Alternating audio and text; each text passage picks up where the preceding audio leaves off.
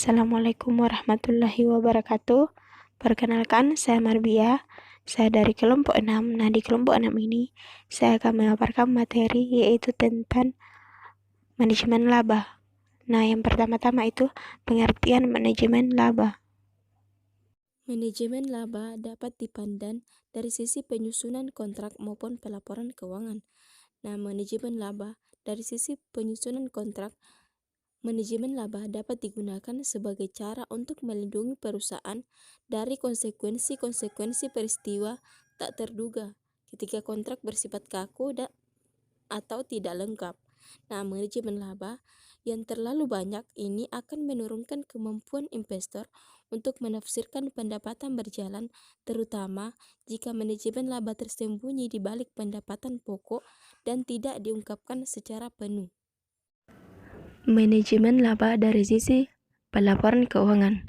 Nah, manajemen laba dapat digunakan untuk menyesuaikan estimasi pendapatan yang dikemukakan oleh para analis, dan karenanya menghindari reaksi harga saham yang negatif yang segera mengikuti kegagalan memenuhi harapan investor. Nah, manajemen laba dapat menjadi sarana komunikasi informasi dari dalam antara manajer kepada investor. Manajemen laba didefinisikan beragam oleh para peneliti. Nah, yang pertama itu Riahi dan Belkhoi pada tahun 2006 mendefinisikan manajemen laba adalah suatu kemampuan untuk memanipulasi pilihan-pilihan yang tersedia dan mengambil pilihan yang tepat untuk mencapai tingkat laba yang diharapkan. Yang kedua yaitu menurut Subramanian dan John pada tahun 2013 mendefinisikan manajemen laba sebagai suatu realitas akuntansi akrual yang enggan diterima oleh pemakai.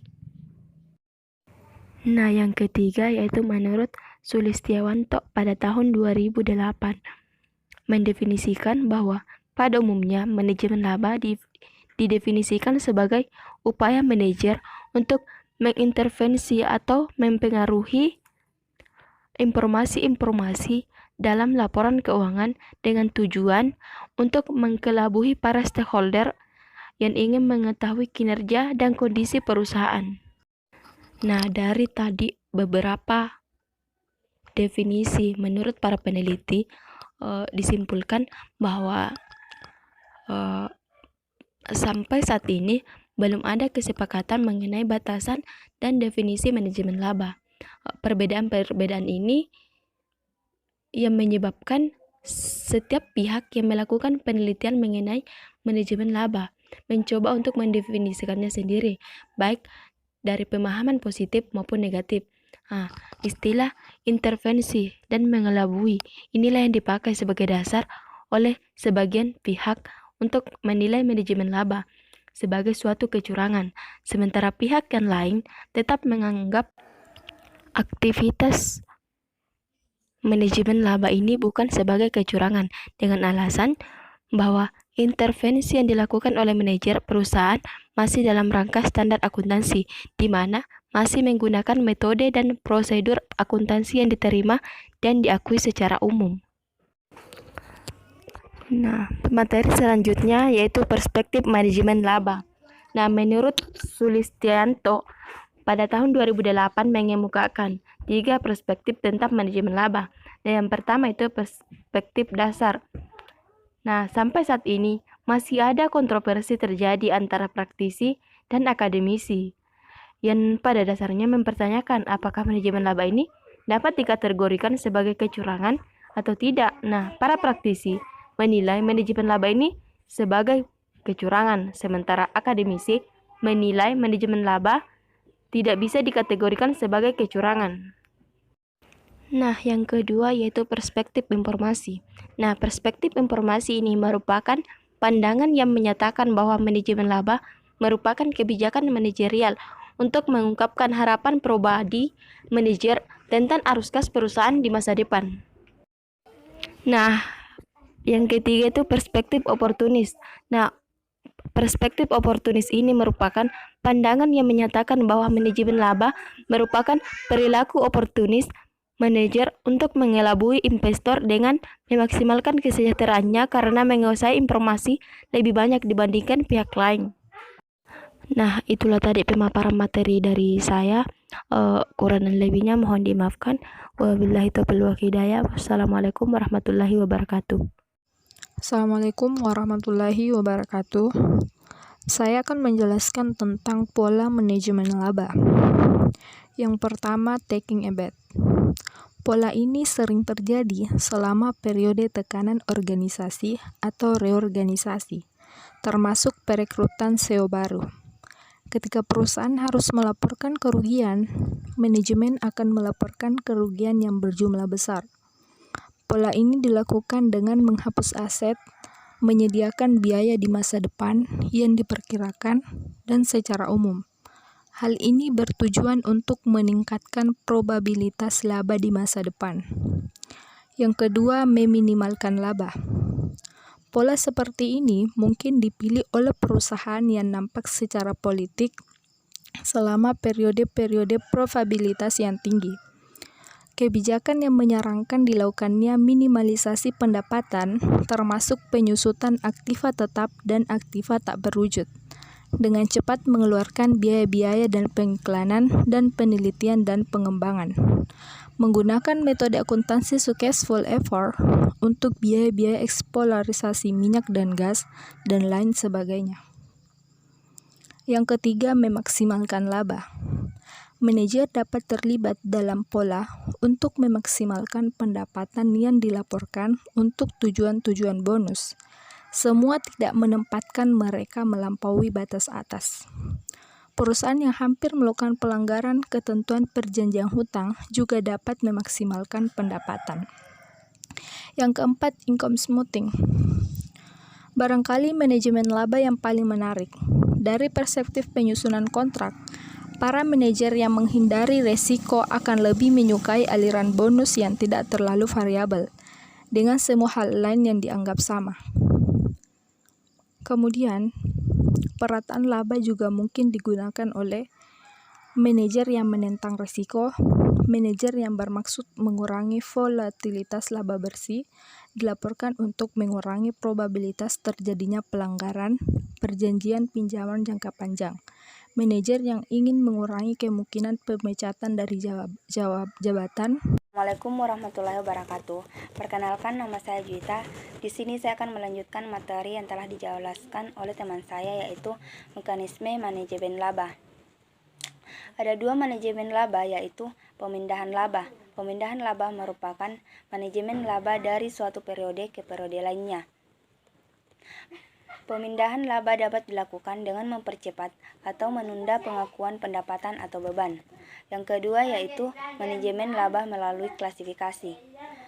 Laba juga dapat ditentukan dengan cara khusus, mengklasifikasikan beban atau pendapatan pada bagian tertentu laporan laba rugi. Selanjutnya, motivasi untuk melakukan manajemen laba. Ada beberapa alasan manajemen terlibat dalam manajemen laba, antara lain. Yang pertama, untuk memenuhi harapan investor. Harapan investor untuk mendapatkan pendapatan bisa didasarkan pada pengamatan terhadap pendapatan yang diperoleh tahun lalu, atau pada estimasi yang dikemukakan oleh investor. Yang kedua, motivasi untuk kontrak untuk hutang. Kontrak hutang biasanya tergantung pada variabel akuntansi yang muncul dari masalah moral hazard antara manajer dan kreditor. Yang ketiga, initial public offering atau IPO adalah peristiwa di mana untuk pertama kalinya suatu perusahaan menjual atau menawarkan sahamnya kepada publik di pasar modal. Itulah tadi penjelasan dari mekanisme manajemen laba dan motivasi untuk melakukan manajemen laba. Lebih dan kurangnya mohon dimaafkan. Assalamualaikum warahmatullahi wabarakatuh.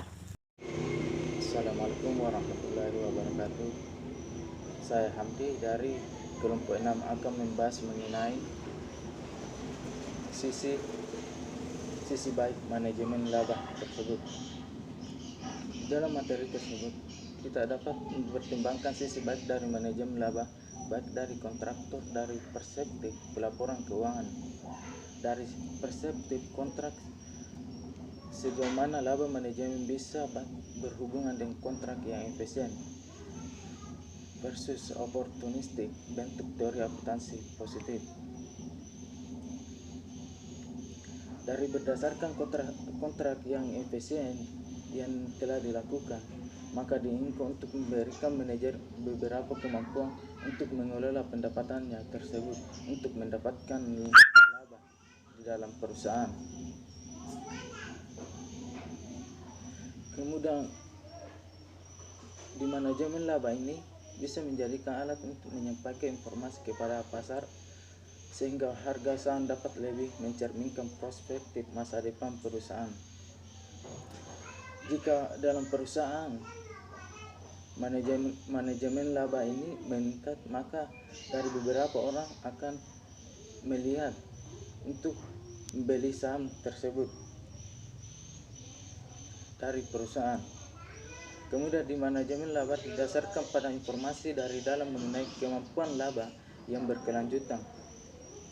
Tetapi pasar dapat menggunakan manajemen laba untuk mengetahui apa informasi dari dalam tersebut. Informasi dari dalam yang dimiliki oleh manajemen selalu dapat disampaikan dengan menggunakan manajemen laba jika manajemen menghendakinya.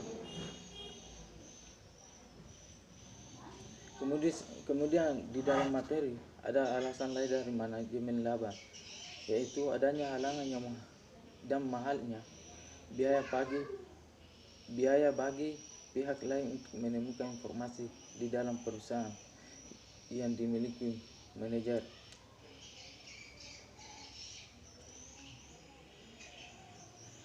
Adapun alasan lain mengapa manajemen laba tetap berlangsung adalah karena manajemen laba memiliki sisi baik, yaitu yang pertama,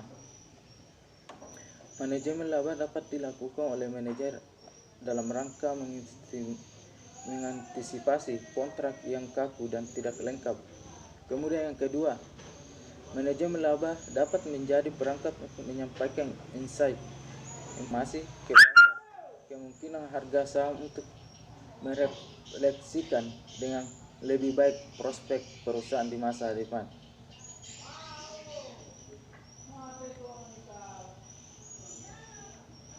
Bukti lain juga ditunjukkan oleh Bart, Elliott, dan Finn pada tahun 1999 dalam Scott 2009. Berdasarkan penelitiannya pada perusahaan di Amerika Serikat sepanjang tahun 1982 sampai 1992.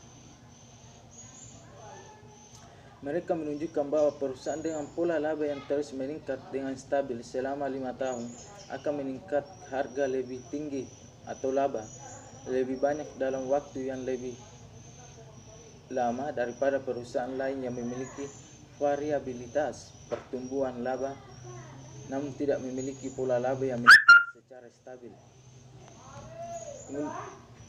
Maksud dari Bart, Elliott, dan Finn bahwa jika perusahaan dalam 5 tahun laba perusahaan meningkat terus akan menjadikan laba dalam perusahaan itu menjadi lebih baik dan stabil. Demikian dari materi saya. Assalamualaikum warahmatullahi wabarakatuh. Warahmatullahi wabarakatuh. Perkenalkan, nama saya Ratnawati, kelas akuntansi A, NIM channel 217-305. Baik, saya akan menjelaskan tentang sisi buruk manajemen laba. Dalam SFAC 8 disebutkan bahwa pelaporan keuangan harus menyediakan informasi yang berguna bagi investor saat ini dan investor profesional dan kreditor dan penggunaan lain dalam membuat keputusan yang rasional mengenai investasi kredit dan keputusan yang sejenis FASB. Kriteria utama dari informasi akuntansi adalah relevan dan reliable atau andal. Informasi akuntansi dikatakan relevan apabila dapat mempengaruhi keputusan dengan menguatkan akun mengubah mengharapkan para pengambilan keputusan tergantung dengan informasi tersebut. Manajemen laba dapat menimbulkan kontroversi karena dapat menyesatkan pemakaian laporan keuangan. Menegaskan bahwa manajemen laba mengakibatkan investor mengetahui nilai bisnis yang sebenarnya.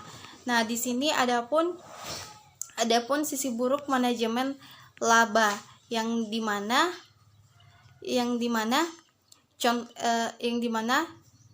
contoh pada saat ada pemeriksaan maka manajemen akan bersikap baik, sedangkan pada saat pemeriksaan pada saat ada pemeriksaan maka manajemen akan bersikap baik, sedangkan pada saat tanpa ada pemeriksaan maka manajemen lebih bersikap negatif atau kurang baik. Nah, di sini sisi buruk dari manajemen laba. Contoh kan pada saat pemeriksaan maka manajemen akan bersikap baik, sedangkan pada saat tanpa ada pemeriksaan maka manajemen lebih bersikap negatif dan kurang baik. Nah, disinilah penjelasan saya mengenai sisi buruk manajemen laba. Wabillahi taufiq wal hidayah. Wassalamualaikum warahmatullahi wabarakatuh. Baik, Assalamualaikum warahmatullahi wabarakatuh. Hanya kepada Tuhan kita bersyukur dan hanya kepada Nabi Muhammad SAW kita senantiasa bersalawat.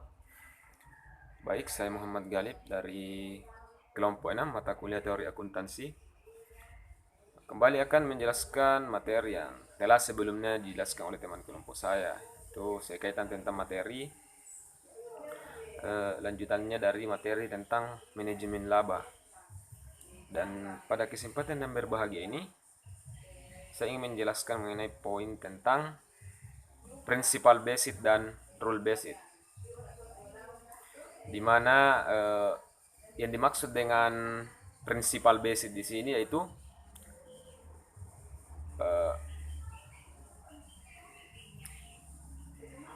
berbasis prinsip, di mana oleh para penyusun dari pihak IASB kemudian menyusun International Financial Reporting Standard dirancang menjadi standar akuntansi yang berlaku secara global. Nah, mengingat konteks ekonomi, politik, dan hukum di masing-masing negara itu berbeda-beda antar satu dengan yang lainnya, sehingga pengembangan IFRS dapat lebih efektif jika berbasis prinsip, di mana teori akuntansi yang regional diharapkan lebih melandasi standar akuntansi internasional, bukan dari kebijakan negara ataupun produk hukum tertentu. Kemudian sedangkan rule based atau berbasis aturan itu pertimbangannya mengenai profesi atau direduksi menjadi pohon keputusan atau decision tree. Dalam kondisi apapun harus melakukan apa. Kemudian standar akuntansi seperti halnya standar nasional di negara-negara lain sangat erat kaitannya dengan konteks ekonomi, sosial, dan hukum yang berlaku. Dengan kata lain, pengembangan akuntansi itu lebih kepada berbasis aturan atau rule based. Nah, jadi kesimpulannya di sini perbedaan antara principal based dan rule based itu, di mana principal based itu berbasis prinsip, di mana Kan di setiap negara memiliki kultur yang berbeda-beda, sehingga memiliki tentunya basic yang berbeda-beda dalam penerapannya terkait tentang teori akuntansi. Dan rule based atau berbasis aturan lebih ditekankan kepada pengembangan akuntansi yang lebih berlaku pada aspek ekonomi, hukum, dan sosial. Mungkin itu saja yang dapat saya jelaskan. Lebih dan kurangnya mohon dimaafkan. Billahi taufiq wal hidayah. Assalamualaikum warahmatullahi wabarakatuh. Bismillahirrahmanirrahim. Assalamualaikum warahmatullahi wabarakatuh. Perkenalkan, nama saya Rahmat. Jadi di sini saya akan melanjutkan materi dari kelompok kami, yaitu mengenai manajemen laba. Jadi perbedaan pandangan ini secara langsung akan mempengaruhi persepsi seseorang terhadap manajemen laba. Sebagai pihak mempunyai persepsi bahwa manajemen laba mencerminkan perilaku titik etis seseorang manajer untuk menipu pihak lain dengan menggunakan informasi dalam laporan keuangan. Padahal penilaian ini secara signifikan akan dapat mempengaruhi keputusan-keputusan yang dibuat oleh pemakai laporan keuangan. Maka bisa dikatakan bahwa semakin besar angka dan komponen yang direkayasa, berarti semakin besar pula tingkat kesalahan yang dilakukan para pemakai laporan keuangan. Atau semakin tidak berkualitas informasi dalam laporan keuangan akan membuat semakin tidak tepat dan tidak berkualitas pada keputusan yang dibuat oleh para stakeholder. Oleh sebab itu, dapat disimpulkan bahwa tingkat keputusan dan kualitas keputusan stakeholder sangat dipengaruhi oleh validitas dan kualitas informasi yang disajikan dalam laporan keuangan. Untuk itu, agar dapat menjadi sumber informasi yang berkualitas, maka laporan keuangan harus disusun dengan memenuhi syarat kualitatif tertentu agar mampu menyajikan informasi yang validitasnya dapat dipercaya. Beberapa pihak menyajikan aktivitas rekayasa manajerial ini dianggap kecurangan apabila perusahaan melakukan perbuatan seperti mencatat penjualan sebelum direalisasi, mencatat penjualan efektif, menggunakan tanggal bukti pembelian, mencatat persediaan efektif. Jadi perusahaan atau entitas dianggap melakukan kecurangan ketika melakukan perbuatan-perbuatan seperti yang saya sebutkan tadi. Sementara pihak lain mempunyai persepsi bahwa manajemen laba bukanlah kecurangan yang dilakukan manajer perusahaan, apalagi jika aktivitas ini dilakukan manajer dalam jangka prinsip akuntansi berskala umum. Pendapat ini sesuai dengan kenyataan yang menunjukkan bahwa manajemen laba berada di daerah abu-abu. Seharusnya perusahaan mengungkapkan laba yang sesungguhnya diperoleh dari aktivitasnya. Namun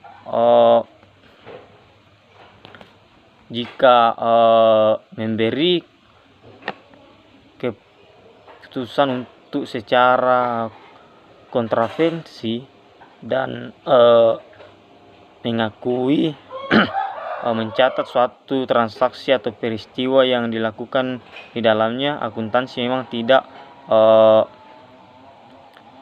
mengharuskan suatu perusahaan untuk selalu mengakui dan mencatat suatu transaksi atau peristiwa sesuai dengan kejadian yang sesungguhnya.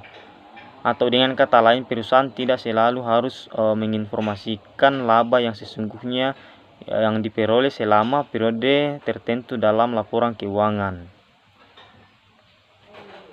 Jadi mungkin itulah pembahasan materi dari kelompok kami terkait manajemen laba. Semoga dapat bermanfaat untuk kita semua, terutama dari kami para penyaji. Kurang lebihnya mohon dimaafkan. Assalamualaikum warahmatullahi wabarakatuh.